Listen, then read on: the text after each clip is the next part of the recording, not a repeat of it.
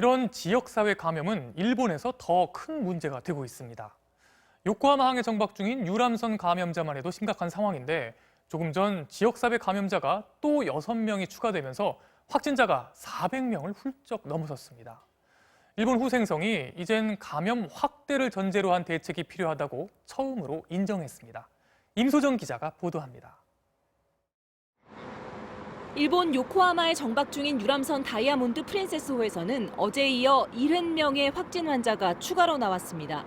유람선에서 나온 확진자만 지금까지 355명, 처음 탑승한 인원이 3,700여 명인 걸 감안하면 전체 10%에 가까운 사람들이 코로나19에 감염된 겁니다.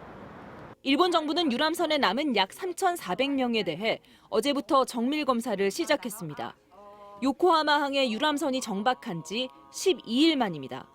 오늘 처음으로 검사했거든요. 양성이 나왔을 때는 바로 병원에 송치된다고 그런 얘기 하네요. 음성안 나오면은 연락을 안 한다.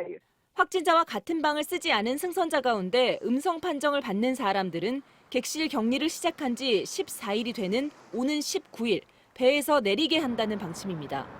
하지만 확진자와 같은 방을 쓴 경우에는 방을 옮겨 또다시 14일을 격리한 뒤 검사를 거쳐 하선시킬 예정입니다. 일본 정부가 코로나19의 확산을 막겠다며 유람선을 봉쇄한 사이 선내 집단 감염만 심각해졌고 일본 본토에선 경로를 알 수 없는 지역 감염이 곳곳에서 속출하고 있습니다. 불과 이틀 전만 해도 아직 유행 단계는 아니라던 후생노동성은 오늘에서야 감염 확대를 전제로 한 대책이 필요하다고 기존 입장을 뒤집었습니다. 今の船にとどまりますか、それともこうしたオプションがあるからそれを使われますか、リサーチがなされているというふうに聞いております。 이런 가운데 미국은 유람선에 있는 자국민 350여 명을 전세기로 데려가기 위해 일본 정부와 구체적 협의를 진행하고 있습니다. MBC 뉴스 임소정입니다.